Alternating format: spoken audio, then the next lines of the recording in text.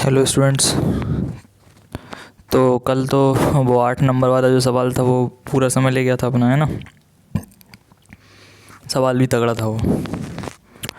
तो और इसके अलावा एक डाउट भी बताया था हमने, ठीक है।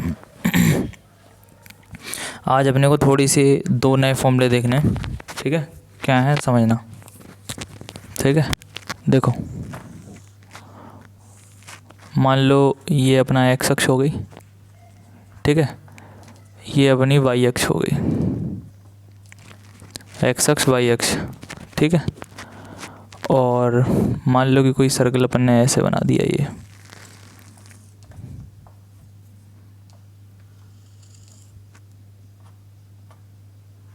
ठीक है। ये बन गया। तो जब इस सर्कल को अपन ने यहाँ बनाया तो देखो इस सर्कल ने कुछ एक्स्ट्रा, मतलब देखो क्या कर दिया यहाँ पे, वाई एक्स पे एक पोर्शन कटा, दिख रहा है। इतना सा हिस्सा जो है, जो क्या है जी, वाई एक्स पे कटा हुआ भाग, वो आप कहोगे। लेकिन मैथ की लैंग्वेज में इसको हम क्या कहेंगे, नाम दे दें इसको, ए है ये बी है। तो जो ए से बी है वो है वाई अक्ष पर कटा अंतःखंड, वाई अक्ष पर कटा अंतःखंड, ठीक है। सुशील यहाँ देखो, योगी तो शायद उसके घर पे कोई हो गया है कुछ, तो वो घर चला गया शायद। तो देखो ए से लेकर बी तक जो है वो वाई अक्ष पर कटा अंतःखंड है। और इधर से इधर तक ये एक्स अक्ष थी, तो एक्स अक्ष पे एक छोटा सा हिस्सा कटा, देखो यहाँ से यहाँ तक। तो इनको नाम दे दे रहे, इधर सी इधर पे डी। तो जो सी डी है वो है हमारा क्या, एक्स अक्ष पर कटा अंतःखंड, ठीक है।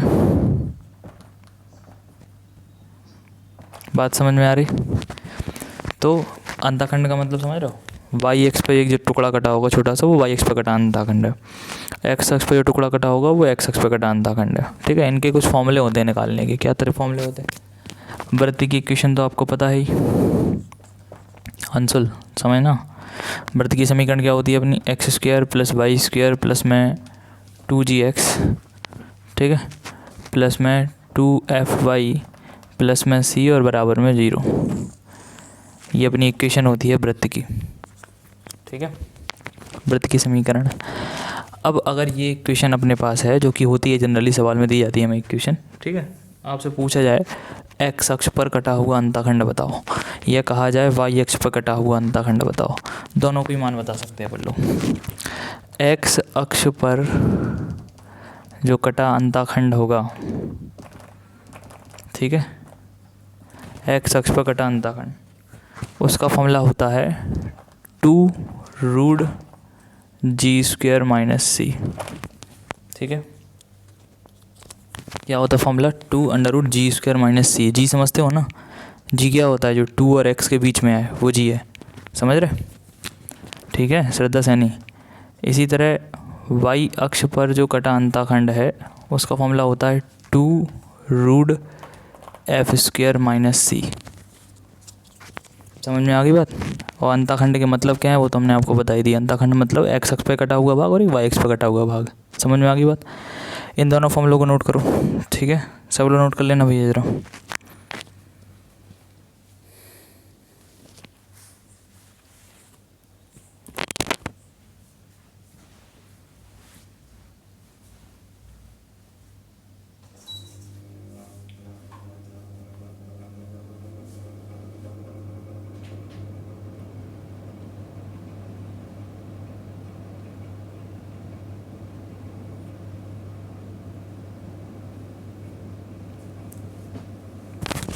इन दोनों फॉर्मूलों को नोट कर लो भाई जल्दी से, तेजी में। पेन पे सवाल भी कर ले रहे हैं अपन लोग, ठीक है।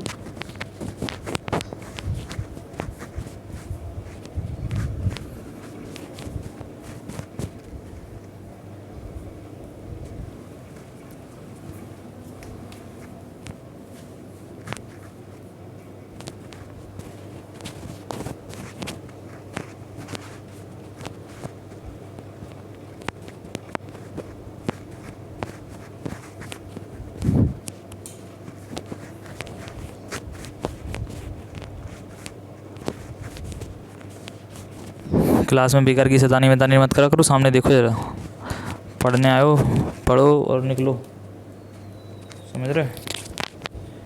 बेकार पंचायत मत फैलाओ। चलो, हो गए सबके नोट?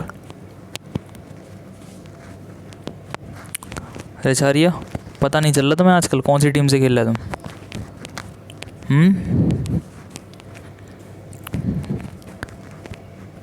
पढ़ते जाओ भैया।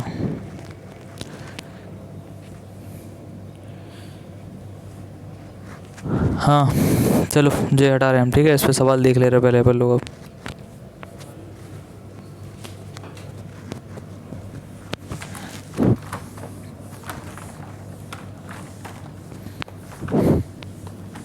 रमजे मुस्कान बिल्कुल नहीं पढ़ रही, इन लोगों के सवाल कभी आते नहीं, इन लोगों को कभी कोई डाउट होते नहीं, पता नहीं क्या कर रहे हैं, कुछ नहीं पढ़ते ये लोग।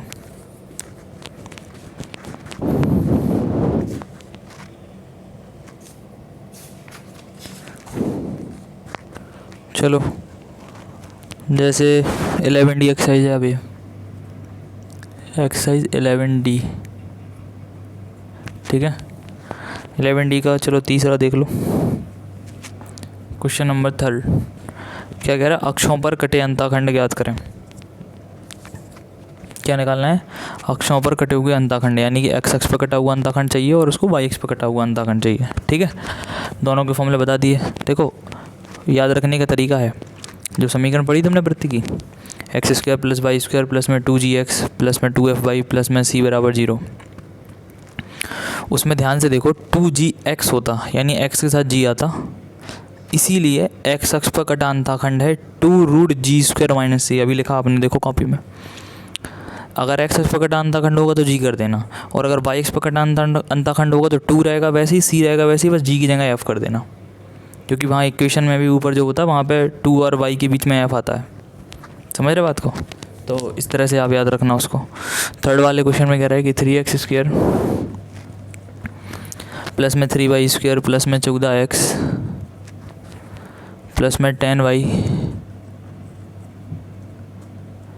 प्लस में 8 = 0, ठीक है? तो इसमें अपने से क्या कहा गया? कहा गया है कि अक्षों पर कटे अंताखंड बताओ। अक्षों पर कटे अंताखंड ज्ञात करो, ठीक है? अपने को क्या चाहिए? अक्षों पर कटे हुए अंताखंड ज्ञात करने हैं। तो पहले तो इसको सही फॉर्म में बनाओ, हमने बताया था ना, मेन फॉर्म में बनाओ। समीकरण होती है ये वाली, x² y² 2gx 2fy plus में c = 0, ठीक है? तो ये जो इक्वेशन है उसको ऐसा बनाने की कोशिश करो। पहले ऐसा बनाओ उसको। ऐसा बनाने के लिए ना तो x² के इंटू में कुछ हो, ना y² के इंटू में कुछ हो, खाली रहना चाहिए। तो क्या करें फिर? x² y² दोनों के साथ 3 आ रहा, तो अपन पूरी इक्वेशन में 3 से क्या कर दो? भाग। पूरे समीकरण में 3 से हम क्या करवा देंगे? भाग करवा देंगे। करवाओ। 3 से 3 कट गया, x² आ गया, 3 से 3 कट गया, y² आ गया। 14 में डिवाइड करो, 14/3x, 10 में डिवाइड करो, 10/3y, सब में 3 का भाग हो रहा, और 8/3 बराबर में क्या हो गया? 0, ठीक है? ठीक है, अनुष्का, भावना, दोनों देखो यहाँ पे। अब इसके बाद यहाँ पे क्या करो? 2 बनाने की कोशिश करो। तो x² + y² प्लस में 14 को लिख लो 2 × 7, 2 बन जाएगा, क्योंकि यहाँ पे 2 भी तो बनाना, 2gx, 2 और x के बीच में g आता, तो 2 और x के बीच में g आ गया।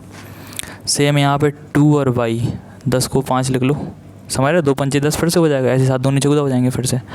2 बनाने के लिए 14 को लिख लिया 2 × 7, 10 को लिख लिया 2 × 5, इनको ऐसे ही रहने दो और बराबर में कर दो 0। इतना आगे समझना। अब सब मालूम चल रहा था, 2 और x के बीच में ये g हो गया, इनके बीच में ये f हो गया, ये हमारा c हो गया। इतना ठीक है? अब क्या चाहिए? x अक्ष पर कटा अंताखंड, सिंपल फॉर्मूला लगाओ जल्दी से। तो x अक्ष पर जो अंताखंड होगा,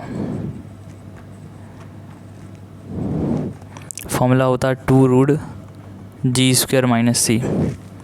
तो बस 2√g का स्क्वायर, g कौन है? 7/3, स्क्वायर कर दो, 49/9 होगा कि नहीं? g 7/3 है ना, उसका स्क्वायर 49/9 हो गया, 7 का स्क्वायर 49, 3 का स्क्वायर 9, और माइनस में रखने केवल सी, तो सी की वैल्यू है 8/3, ये लो, ठीक है। 2√9 ले लो एलसीएम, 9 से 9 हटाओ 49, 3 से 9 3 बार, 3 अट्ठे 24, तो कितना आ गया 2 × 49 - 24 कितना हो जाएगा 25, 25 का रूट 5 और 9 का रूट 3, ये आ गया 10/3, ठीक है। क्या निकला जी, एक्स अक्ष पर कटा अंताखंड। सेम अगर वाई अक्ष पर कटा अंताखंड चाहिए तो बस जी की जगह एफ कर दो, एफ की वैल्यू 5/3 है, 25/9 कर लेना, सॉल्व कर लेना फिर, ठीक है, कर लेना उसका, हो गया। इस तरह से हम निकाल सकते हैं एक्स अक्ष पर कटा अंताखंड और वाई अक्ष पर कटा अंताखंड, ठीक है।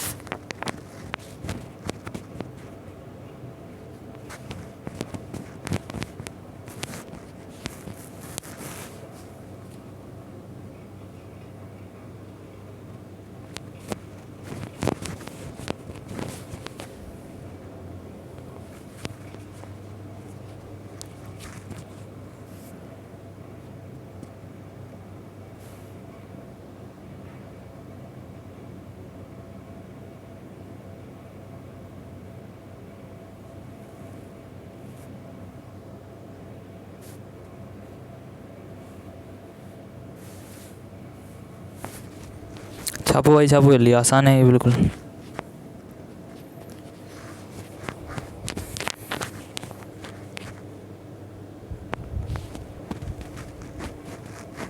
अब सारे फॉर्मूले नोट करते जाओ, समझ रहे हैं ना, एकदम सारे फॉर्मूले सबको रटे हुए होना चाहिए बिल्कुल।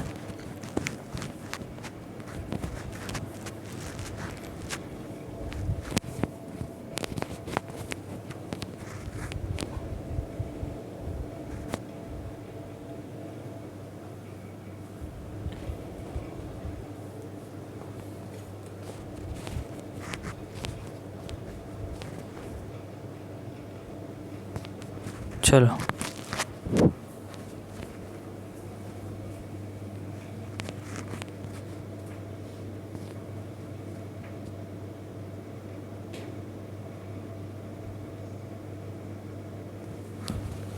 हाँ भाई, आगे आ जाओ। तो देखो शुरू के लेके जो 1 से लेके 5 तक के सवाल हैं 11D में, तो 11D के शुरू के 1 से 5 तक के सवाल तो बिल्कुल सेम है, एकदम सेम, यही करना सब में। एक्स अक्ष पर कटा अंताखंड चाहिए, वाई अक्ष पर कटा अंताखंड चाहिए, जो कि आसानी से हो जाएंगे, ठीक है, ठीक है। अब एक चलो पहले इनका एक क्वेश्चन देख लो, इन्हें हर्षता अवस्थी ने एक क्वेश्चन भेजा था, हालांकि इस टॉपिक का नहीं है पर सभी लोग समझ लेना थोड़ा सा, ठीक है। हालांकि इन्हें हमने सॉल्व करके भेज दिया पर शायद समझ आए ना आए, तो एक बार देख लो, थोड़ा सा टॉपिक से अलग है, इस पे तो आ ही रहा फिर है ना। देखो इसका मतलब बताया था हमने आपको, फैक्टोरियल का मतलब क्या होता, फैक्टोरियल पढ़ते हैं इसको पहले, तो लाइन और नीचे डॉट लगा हुआ है, इसे हम क्या पढ़ते हैं फैक्टोरियल। फैक्टोरियल का मतलब क्या होता, उल्टी गिनती लिख दो, 5 फिर 4 फिर 3 फिर 2 फिर 1 तक लिखी जाती। अगर आपको 1 तक नहीं जाना है तो आप यहीं भी रुक सकते हो, जैसे 5 लिख दो, 4 पहुंच जाओ, फैक्टोरियल लगा दो, समझ गए ना। आप जहाँ चाहो वहाँ रुक सकते हो एक फैक्टोरियल लगा के उल्टी गिनती में।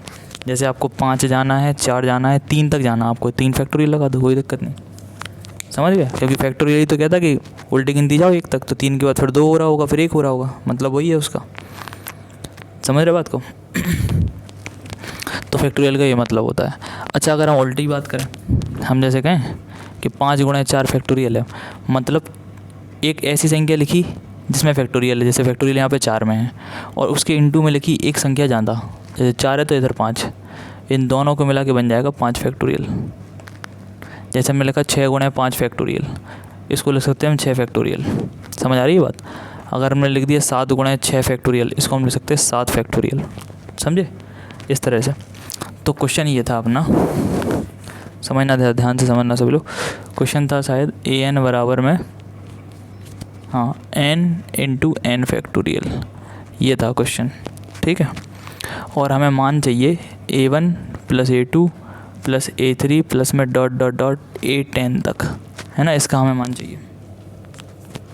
इन सबको जोड़ना था, ध्यान से ना। सबसे पहले इसमें थोड़ा मॉडिफाई कर रहे हैं हम, क्या कर रहे हैं, एन को लिख ले रहे हैं, 1 जोड़ रहे हैं, 1 घटा दे रहे हैं एन में, इतना कर सकते। क्या करा हमने, आगे वाले एन में 1 जोड़ दिया, 1 घटा दिया, फिर हमने इन्हें साथ में ले लिया,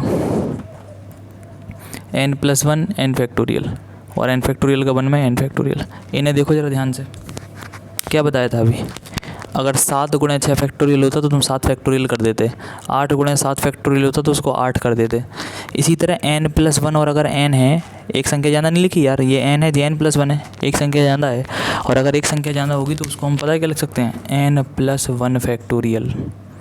आ रही पंचायत समझ में, जैसे 8 गुणे 7 हो तो आप सीधा 8 लिख देते, बड़ी वाली संख्या में फैक्टोरियल लगा देते, तो n में और n प्लस 1 में n प्लस 1 बड़ा है, उसमें सीधा फैक्टोरियल लगा दो, इन दोनों को यही मतलब हो गया, ये आया an, समझ रहे। फिर यहाँ पर n का मान 1 कर लो ज़रा, तो A1 बराबर 1 और 1 2 फैक्टोरियल और 1 फैक्टोरियल, क्योंकि हमें A1 A2 सब चाहिए भी, तो n का मान 2 रखो, तो A2 2 और 1 3 माइनस 2 फैक्टोरियल, फिर n का मान 3 रखो ज़रा, A3 बराबर 3 और 1 4 माइनस में 3 फैक्टोरियल, इसमें रखवा रहा है ये सारे मान अपन लो, ठीक है। लास्ट में हम रखेंगे यहाँ पे, क्या रखेंगे, n का मान 10, क्योंकि हमें जाना कहाँ तक, A10 तक, तो A10 बराबर, ए लिखा हुआ है यार, ये 9 मत समझ लेना, ए है ये, A10 बराबर बताओ 10 और 1 कितने हो जाएंगे, 11 माइनस n की वैल्यू 10। अब ध्यान से समझना, इन सबको जोड़ना है, ठीक है, इन सबको हमें जोड़ना है, कायदे समझना।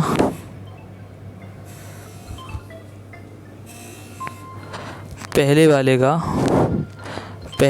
का जो पहला वाला है वो दूसरे के पहले को कट कर रहा, मतलब पहले वाले का पहला दूसरे के पहले को काट रहा, इसका पहला इसके दूसरे को काट रहा, इसके बाद कोई ना कोई होगा, ठीक है, तो इसका पहला उसके दूसरे को काटेगा, डॉट डॉट डॉट है ना बीच में, इसके ऊपर कोई ना कोई होगा जिसका पहला वाला इसके दूसरे वाले को कट कर देगा, समझ आ रही बात। तो वो 10 चले जाएंगे, तो कितने बचेंगे लास्ट में, केवल एक बचेगा 11 फैक्टोरियल, और एक भी बचा केवल माइनस है 1 फैक्टोरियल, ये आंसर आ जाएगा अपना, समझ में आ गई बात।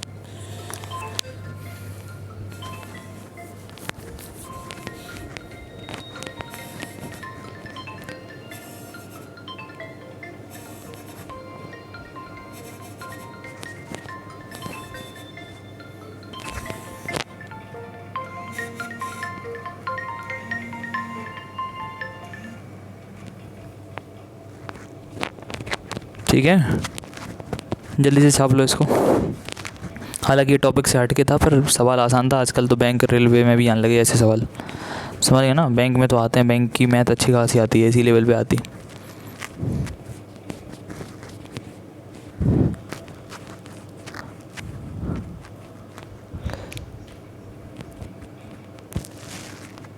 ठीक है हर्षता,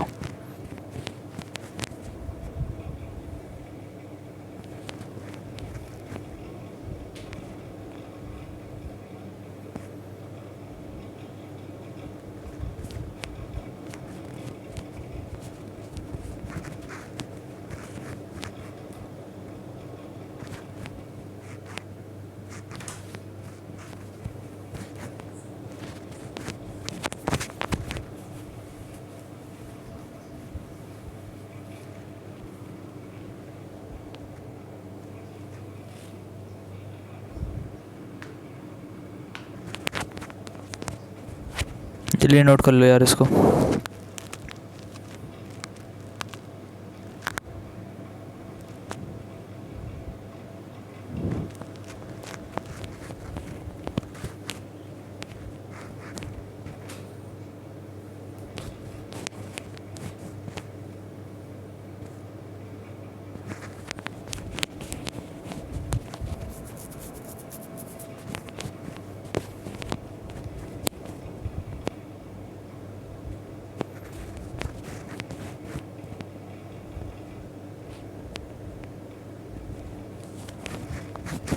हो गया।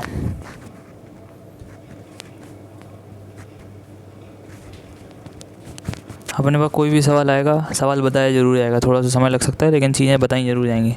ये नहीं है कि वो चैप्टर नहीं चल रहा तो नहीं बता रहे, ये हो गया वो हो गया, बता देते हैं सवाल, है ना, कोई भी हो।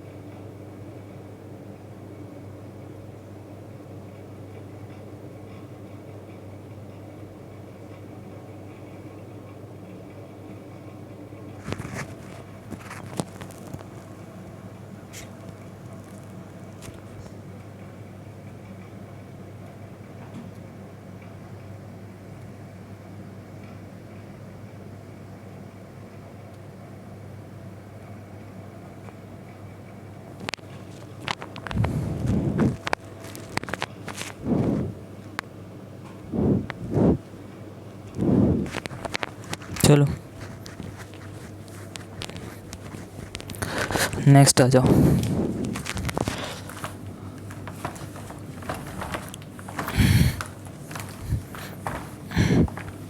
फैक्टोरियल की तो बात अपन पहले भी कर चुके हैं, लिमिट के टाइम पे हमने बताया था थोड़ा सा फैक्टोरियल का। चलो हाँ देखो, अब सुनना, एक और नोट समझना। नोट क्या है, यदि वृत्त एक्स अक्ष को स्पर्श करता है, ठीक है, अगर आपसे कहा जाए कि एक वृत्त है, ठीक है, जो कि एक्स अक्ष को क्या करता है, स्पर्श करता है, तब एक्स अक्ष पर जो कटा हुआ अंतःखंड होगा, एक्स अक्ष पर कटा अंतःखंड होगा, वो बेटा 0 होगा। समझ आ रही है ये बात? समझो, कोई सर्किल है, एक्स को केवल क्या कर रहा, वो टच कर रहा, काट ही नहीं रहा दो जगह। अगर दो जगह काटता तब तो एक अंतःखंड बनता, समझ रहे ना, ये हिस्सा है इतना, केवल ये टच कर रहा है यहाँ पे, समझ रहे, अंतःखंड तो ये होता है, इस टाइप से काटे कुछ ऐसा, तब ये अंतःखंड बनेगा, ये समझ रहे। तो अगर हमारा वृत्त एक्स अक्ष को स्पर्श करता है तो एक्स अक्ष पर कटा अंतःखंड कितना आना चाहिए, 0 आना चाहिए। ऐसे लिखो, सेम वाई में भी लिख लेना कि वाई अक्ष पर अगर स्पर्श करता है तो वाई अक्ष पर कटा अंतःखंड भी क्या आएगा, 0। जब एक्स को टच कर रहा हो, उस पर कोई हिस्सा काट ही नहीं रहा, फिर क्या अंतःखंड, समझ आ रही बात? तो एक्स अक्ष पर कटा अंतःखंड भी 0 और वाई अक्ष पर कटा अंतःखंड भी 0, जब वो दोनों को स्पर्श करें, किसी एक को करे तो भी, समझ रहे ना। कुल मिला के अलग अलग सेपरेट करके चलना है, ऐसा नहीं कि दोनों एक्स और वाई को करे तभी अंतःखंड 0 होंगे, नहीं। अगर एक्स को टच कर रहा, स्पर्श कर रहा, तो अंतःखंड 0, केवल वाई को कर रहा तो अंतःखंड 0, और अगर दोनों को कर रहा, एक्स और वाई दोनों को टच करे यानी स्पर्श करे, तो दोनों का अंतःखंड 0 होगा। समझ गए, कोई अंतःखंड नहीं कटेगा। अंतःखंड का मतलब छोटा सा जो पार्ट इंटरसेक्ट होता है एक्स या वाई पे, वो नहीं आएगा, समझ गए, ये चीज़ लिख लेना, ठीक है।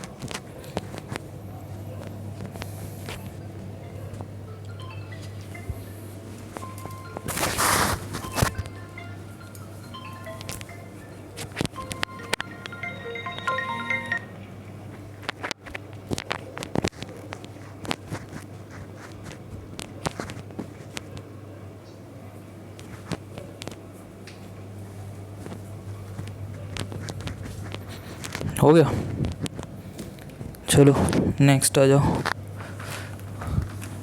तो अब जो सवाल करना है इसमें हमने तुम्हें हिंट दे दी है तुम्हें, जो कौन सा सवाल है, सवाल नंबर 6 में एक इक्वेशन दी है वृत्त की, क्या सिद्ध करके दिखाओ कि ये एक्स अक्ष और वाई अक्ष दोनों को स्पर्श करता है। तो क्या होगा, अगर एक्स और वाई दोनों को स्पर्श करेगा, दोनों पे अंतःखंड निकालना है, एक्स अक्ष पे कटा अंतःखंड निकालना, फिर वाई अक्ष पे कटा अंतःखंड निकालना, दोनों के मान 0 आएंगे, समझ गया ना। अंतःखंड निकाल के देखना, एक के अंतःखंड बताया हमने, करना उसको, एक्स अक्ष पे कटा अंतःखंड 0 आया मतलब एक्स को स्पर्श कर रहा, वाई अक्ष पे कटा अंतःखंड 0 आया मतलब वाई को स्पर्श कर रहा। भाई इतनी सी बात है, करके जरूर देखना इसको, क्वेश्चन नंबर 6 को, ठीक है।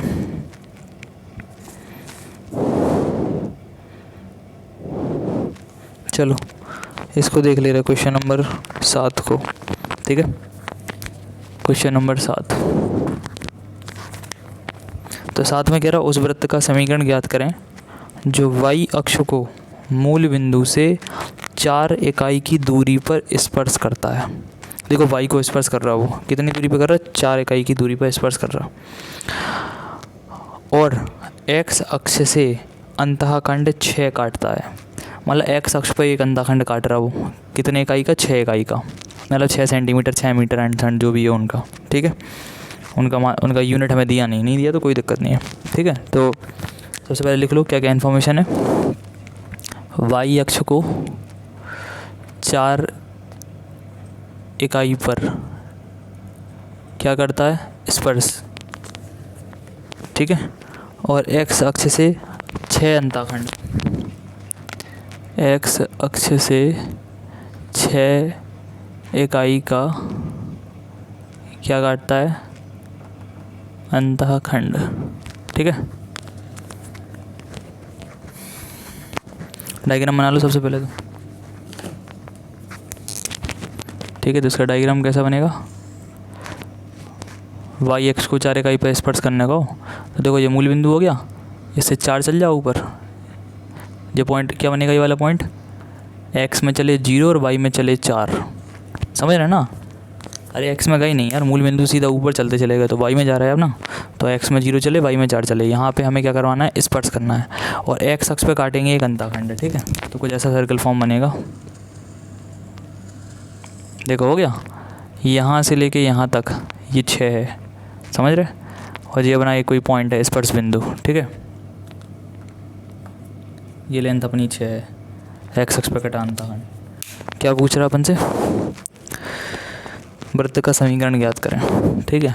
अब वृत्त का समीकरण निकालने के लिए क्या क्या चाहिए बोलो, एक तो अपने को केंद्र चाहिए, ठीक है, और त्रिज्या चाहिए, और नहीं तो फिर मान निकल जाए अपने काय के, जी के, एफ के और सी के।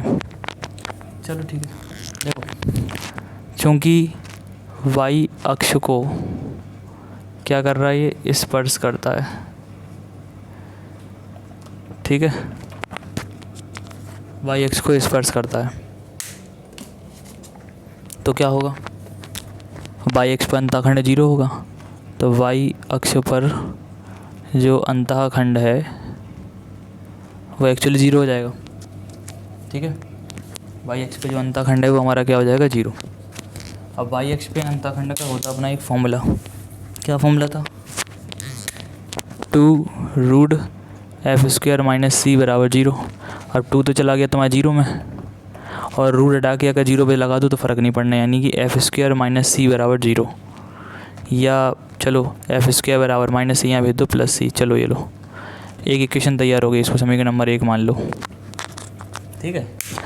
और कि खुद ये तो यहाँ तो खुद कह रहे थे कि x अक्ष से जो अंतःखंड है वो कितने इकाई का है, 6 इकाई का, तो यहाँ लिखेंगे x अक्ष पर अंतःखंड, x अक्ष पर अंतःखंड वो हमारा एक्चुअली कितना है, 6।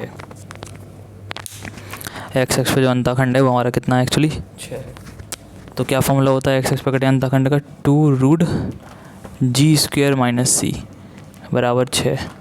2 से 6 काटो 3 बार, और रूट डाल के ना इस तरफ स्क्वायर कर दो तो 3 का स्क्वायर हो जाएगा वो, और अंडर रूट में g² - c, अंडर रूट क्यों, अंडर रूट हटा दो यहाँ से, ठीक है। तो इक्वेशन यहाँ से क्या बन गई अपनी, इक्वेशन बन गई कि g² बराबर 3 का स्क्वायर 9 और माइनस यहाँ भेज दो जरा प्लस के c, चलो ठीक है। ये 9 है भाई, ये g है, ये 9 है, ठीक है, एक जैसे लग रहा है वो। तो 3 का स्क्वायर 9 और माइनस सी कहाँ लेगा, +c, चलो ठीक है। ये बन गई समीकरण नंबर 2। अब बताओ तीसरी इक्वेशन की व्यवस्था कहाँ से करें अपन लोग। जब संडे को हम आए थे तो संडे को हमने आपको बताया था वो 3 पॉइंट वृत्त से होकर जाता था, तीनों पॉइंट को अपन समीकरण में रखते थे, GFC में 3 इक्वेशनें बनती थी, बताया था ना सबको। फिर पहली वो दूसरी को सॉल्व करते थे तो जी की काटते थे, F और C में बची थी, फिर F और F को काटते थे तो C का मान आता था। इस तरह से करते थे ना, वो 3 इक्वेशन बनती थी तो निकल जाता था मान G का, F का और C का, बस फिर बन गई इक्वेशन अपन। यहाँ पे अभी 2 इक्वेशन बन रही, एक इक्वेशन की व्यवस्था और बनाओ। बताओ, यहाँ पे उन्होंने कहा था x पे अंतःखंड 6 कर दिया, उन्होंने कहा था y पे अंतःखंड y को स्पर्श कर रहा है 4 पे, तो हमने y को स्पर्श कर रहा था तो अंतःखंड 0 करवा दिया, हो गया। लेकिन अभी तक आपने इस पॉइंट का यूज़ नहीं करा 0,4 का। कैसे यूज़ करेंगे इसका? बोलो भैया, इस पॉइंट का कैसे यूज़ करोगे आप?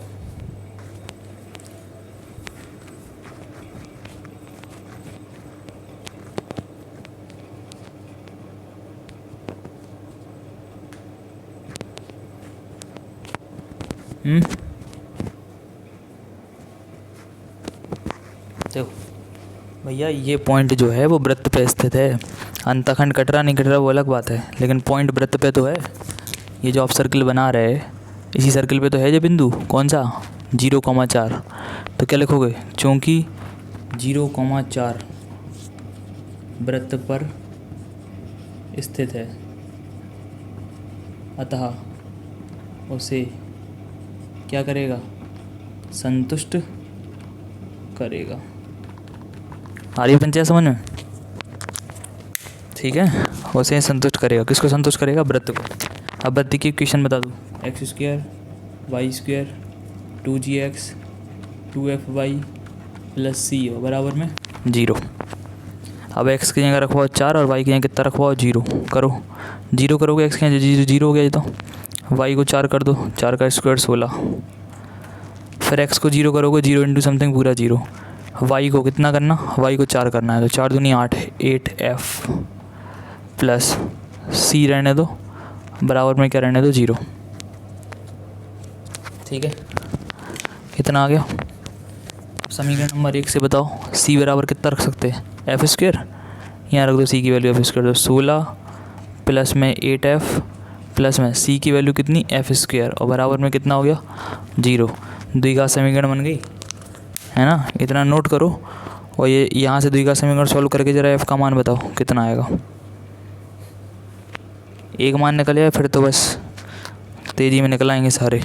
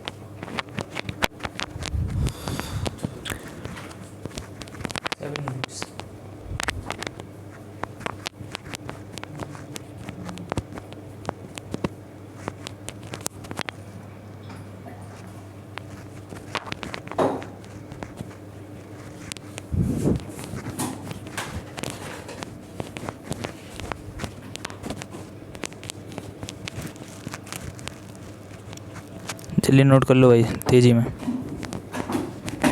और वो मान निकाल के दिखाओ जल्दी से, f का मान कितना आएगा?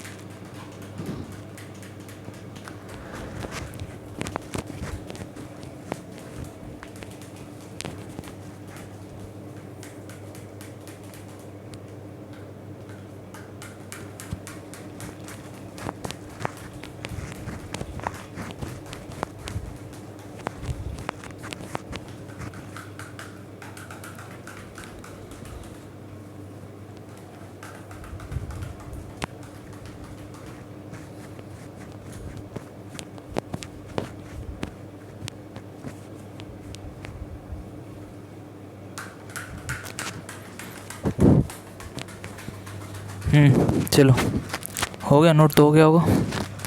तो अन्य अपन से कही थी कि वाई एक्स को 4 इकाई पर स्पर्श कर रहा, वाई से ऊपर पहुँचे 4 पे, वाई में 4 है तो एक्स में 0 है क्योंकि वाई पे चल रहा है। इस टच करते हुए जाओ और एक्स पे एक टुकड़ा काटो छोटा सा, ये इतना हिस्सा काट दिया हमने एक्स पे जो 6 इकाई का है। अगर एक्स वाई को स्पर्श कर रहा है तो वाई एक्स पे कटा अंतःखंड 0। फॉर्मूला बताया 2 रूट एफ स्क्वायर माइनस सी बराबर 0। 2 को 0 में भेज दो, रूट हटा के स्क्वायर चढ़ाओगे 0 का इसको 0 होता, माइनस सी आया प्लस ही समीकरण नंबर है। ऐसे एक्स एक्स पे कटा अंतःखंड कितना है 6। 2 रूट जी स्क्वायर माइनस सी बराबर 6। 2 से 6 काटो 3 बार और रूट हटा के चढ़ा दो स्क्वायर, रूट हटा के स्क्वायर, 3 का स्क्वायर 9 हो गया, माइनस सी वाला प्लस सी, समीकरण नंबर 2 हो गई। अब 0,4 जो है यहाँ से तीसरी इक्वेशन बनेगी क्योंकि ये 0,4 अगर टच कर रहा है इसका मतलब क्या है, वृत्त पर स्थित है, टच करने का ही मतलब होता। तो 0,4 को वृत्त पर स्थित है संतुष्ट करवाओ। X square y square 2gx 2fy plus C बराबर 0। एक्स को 0 कर दो यहाँ पे भी, और वाई का मान 4 कर दो, 4 का स्क्वायर 16, 4 दूनी 8, सी बराबर 0। फिर ये सी और एफ दोनों में थी तो हमने समीकरण नंबर 1 की मदद ले ली, सी का मान एफ स्क्वायर यहाँ रखवा दिया। पूरी इक्वेशन एफ में है, अब हमें एफ का मान निकालना है, ठीक है। तो आसानी से आ गया होगा एफ का मान। तो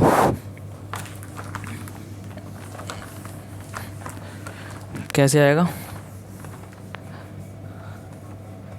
एफ का मान, कैसे आएगा ये देखो, द्विघात समीकरण बन रही है, एफ स्क्वायर प्लस जो 8f लिखा ना उसको लिख लेंगे 2 गुणे 4 गुणे एफ प्लस में 16 को लिख लो 4 का स्क्वायर, आसानी से हो जाएगी। तुम लोग फैक्टर करने लगोगे 16 के, जोड़ने घटाने पे 8 आ जाए, अरे ऐसे कर लो, द्विघात बन जाएगी तुरंत। ए स्क्वायर प्लस में बी स्क्वायर 2ab, मन से देखो ये f प्लस 4 का होल स्क्वायर बनना, देखो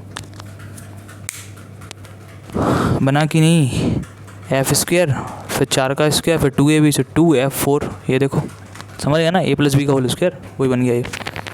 अब अगर स्क्वायर हटा के रूट चढ़ाओगे वो तो 0 हो जाएगा, यानी f प्लस 4 बराबर 0, सीधा f का मान आ गया बेटा -4, समझ गए,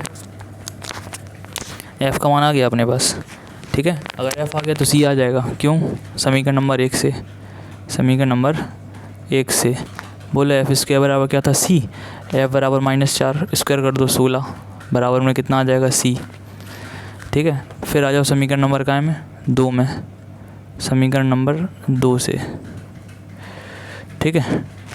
तो जी स्क्वायर बराबर कितना 9 प्लस सी, तो 9 प्लस में सी की वैल्यू कितनी निकली हमारी 16 और 9 25 कर दो, और जी स्क्वायर इसको हटा के रूट चढ़ा लो, ठीक है। तो जी का मान कितना आ जाएगा हमारा 5। अब देखो तीनों आ गए अपने पास, यही होते 3 इंपॉर्टेंट, जी हो गया, सी हो गया, एफ हो गया तीनों। अब हमें तो वृत्त की समीकरण चाहिए ना, तो निकाल दो वृत्त की समीकरण, क्या होती, x square y square 2gx 2fy plus में सी बराबर 0, सब तो है तुम्हारे पास, है कि नहीं। सी का मान कितना रख देंगे 16, एफ का मान कितना रख देंगे -4, 4 दूनी 8 कर देना, जी का मान 5 कर दो, 5 दूनी 10 बनेगी इक्वेशन वृत्त की। तो वो 3 इक्वेशन बन थी, अगर 3 इक्वेशन बनेगी उनको सॉल्व कर लो, GFC के मान निकाल लो, दोबारा समीकरण में रख दो, तुरंत आ जाएगा, ठीक है। इसको छापो जल्दी से।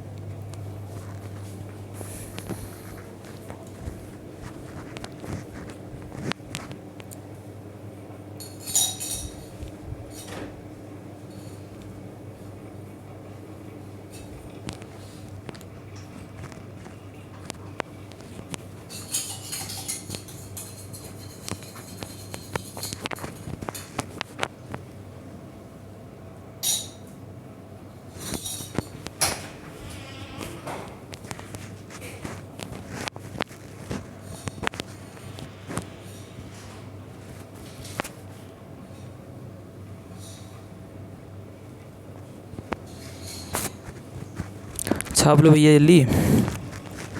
और भाई जिन जिन की फ़ीस का समय हो गया ना, फीस जमा कर लो अपनी अपनी, समझ रहे, मन नहीं लग रहा है यहाँ से वहाँ, समझे, फीस में जमा कर लो अपनी। कृष्णा फीस जमा कर देना भैया। और गर्ल्स में जिनका समय हो गया जमा करवाओ, ठीक है।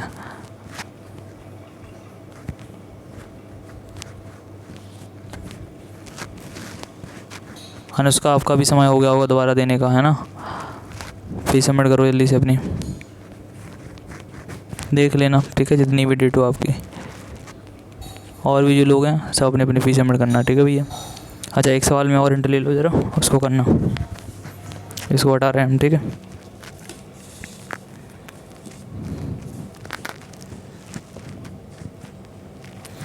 अरे 8वां सवाल है। 8वें सवाल में क्या कह रहा है, X square plus Y square plus में 2gx प्लस में 2fy plus G square plus F square बराबर 0। एक इक्वेशन अपने को दे रखी है।